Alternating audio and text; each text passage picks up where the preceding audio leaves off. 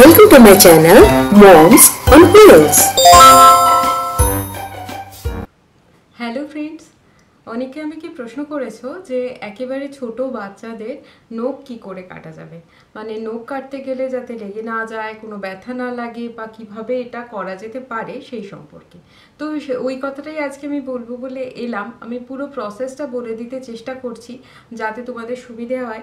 আর আমার চ্যানেল যদি ভালো লাগে তাহলে অবশ্যই সাবস্ক্রাইব করবে, পাশে বেল বাটন আছে ওটা প্রেস করে দিও, তাহলে ভিডিওগুলো পরপর তোমাদের স্ক্রিনে যেতে থাকবে। তাছাড়া ভিডিও ভালো লাগলে লাইক আর শেয়ার করো। তো এখন প্রথমেই যেটা বলবো, একেবারে ছোট বাচ্চা মানে 6 মাসের নিচে বা 6 মাস থেকে 1 বছর, মানে একেবারে নিউবর্ন থেকে 1 বছর 1.5 বছরের বাচ্চা পর্যন্ত আমাদের নখটা কাটতে খুব ভয় লাগে। তার কারণটাই হচ্ছে ওরা ভীষণ ছটপটে হয়। আর একেবারে ছোট বাচ্চা যদিও শুয়ে থাকে তাহলেও এত ছোট আঙুলের ওপর এত ছোট নখ, যেটা কাটা আমাদের পক্ষে খুব মুশকিল হয়ে যায়, তাই না? তো এই প্রসেসটা বলতেই আজকে আমি এসেছি। আর আমি সব সময় প্রেফার করি, এটার জন্য কিন্তু নেল কাটার পাওয়া যায়, ছোট্ট নেল কাটার পাওয়া যায়। আমি দেখিয়ে দিচ্ছি, এই হচ্ছে ওদের নেল কাটার। এই নেল কাটার পাওয়া যায় যে কোনো বাচ্চাদের জিনিসপত্রের দোকানে, নেল কাটার পাওয়া যায় বাচ্চাদের জন্য। এইটা একেবারেই আমাদের নেল কাটারের মতোই সিস্টেম। এখানে একটা ফাইলও আসে সঙ্গে, নেল ফাইলিংও করা যায় যেটাতে। আর এইভাবে আশা করি দেখা যাচ্ছে। তো এই যে এইভাবে সিস্টেমটা যেমন আমাদের নেল কাটার হয় ঠিক সেভাবে। আর এটা গ্রিপের জন্য দেয়া রয়েছে, এইভাবে খুব ভালোভাবে যাতে ধরে আমরা নেলটা কাটতে পারি ওদের। তো এইটা কিন্তু একেবারেই ছোট, এই জায়গাটা একেবারেই ছোট, বাচ্চাদের জন্য স্পেশালি তৈরি যাতে বাচ্চাদের আঙুলটা না কেটে যায়। এইটা তোমরা ইউজ করতে পারো। সঙ্গে একটা ফাইলার রয়েছে, এইটা দিয়ে নেল ফাইলও করা যেতে পারে। তারপরে যাতে শার্প এজগুলো না রয়ে যায়, মানে নখের ধারগুলো যাতে একেবারে শার্প না রয়ে যায়, তাতে কি হবে যে ওরা ওই মুখে চিড়ে ফেলে। এদের পুরো ব্যাপারটাই এরকম থাকে যে হাত পা নাড়তে গিয়ে নখটা বড় হলে কিন্তু মুখে চেরাচেরি হয়ে যায়, শরীরে বিভিন্ন অংশে দাগ পড়ে যায়, নখের দাগ পড়ে যায়, তো রক্তও বেরিয়ে যেতে পারে। এই ব্যাপারটা কিন্তু নেলটা ফাইলিং করে দিলে ঠিক থাকবে। আর আমি বলবো একেবারে ছোট বাচ্চাদের নেল কাটার না ইউজ করে কাঁচি ইউজ করতে। ওদের জন্য আলাদা নেল কাটিংয়ের কাঁচিও পাওয়া যায়। তো এইভাবে কাঁচি পাওয়া যায়। কাঁচিটা এইভাবে সিকিউর করা থাকে, এটা একটা কভার রয়েছে। এটা বোধহয় বার্ডস বার্ড, এটা আমি কিনেছিলাম। তো এই রকম কাঁচিগুলো পাওয়া যায়। এই কাঁচি দিয়ে কিন্তু ওর নখটা একদিকে ধরে কেটে দেওয়া যায়। এই কাঁচিগুলোর বিশেষত্ব হচ্ছে ওপরটা এইভাবে গোল করা রয়েছে আর ওপরটা খুব পাতলা হয়, যার জন্য কি হয় ওদের নখটা এর মধ্যে আসতে খুব সুবিধা হয়, মানে নখটা ধরতে খুব সুবিধা হয় এটা দিয়ে।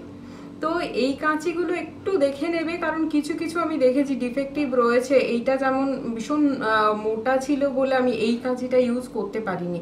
এই ওপরের এই টিপটা ভীষণ চওড়া ছিল, যার জন্য আমি এটা ইউজ করতে পারিনি। ওর জন্য আমি একেবারে পাতলা একটা কাঁচি নিয়ে এসেছিলাম, আমি দেখিয়ে দিচ্ছি। এইটা একেবারে এমনি দোকান থেকে সরু কাঁচি কিনেছিলাম একটা, একদম পাতলা যেই ওপরটা থাকবে সেই কাঁচিটাই ইউজ করতে পারবে। তার কারণটা হচ্ছে একেবারেই এইটাতে খুব সাবধানে কাটতে হয়, তার কারণ এইটা খোঁচা লেগে যাওয়ার সম্ভাবনা থাকে। এটাতে এমনি কাঁচি, তো তাই জন্যই আমি বলবো যে এইগুলো না ইউজ করে বাচ্চাদের কাঁচি আলাদা যেটা পাওয়া যায় সেটাই ইউজ করা বেটার, কারণ এইটা খোঁচা লেগে যাওয়ার সম্ভাবনা, চিড়ে যাওয়ার সম্ভাবনা, কোনো অ্যাক্সিডেন্ট হওয়ার সম্ভাবনা খুব কম এতে। কিন্তু এই ব্যাপারটা একেবারে দেখে নিতে হবে যে এইটা শার্প রয়েছে কিনা, কারণ এইটা যদি শার্প না হয় তাহলে কিন্তু কাটার সময় ওদের ব্যথা লেগে যেতে পারে। এবার বলি নখ কখন কাটা যেতে পারে। একেবারে ছোট বাচ্চাদের কিন্তু নখ খুব তাড়াতাড়ি বাড়তে থাকে। তো এই সময় ওরা যখন ঘুমোবে তখন নখ কাটাটা বেস্ট টাইম।